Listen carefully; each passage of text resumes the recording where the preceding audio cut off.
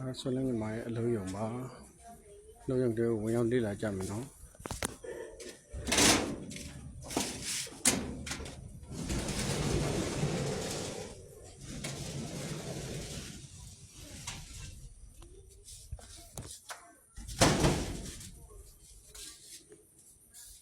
ဒါ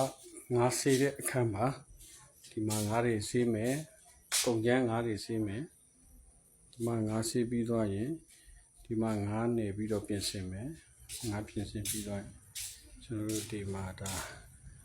ငါးပြုတ်တဲ့နေရာလေးပေါ့ငါးပြုတ်မယ်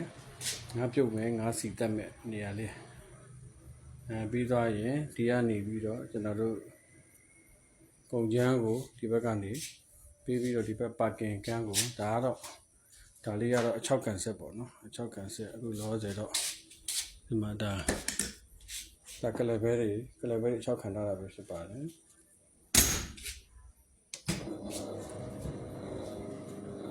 ချောက်ကန်ဆက်ပြင်ဒါကတော့ပါကင်ကန်းပေါ့ဒါလေးကပါကင်ထုတ်ပိုးမှုအခန်းလေးပါဒါလေးကပါကင်ထုတ်ပိုးမှုအခန်းပဲဖြစ်ပါတယ်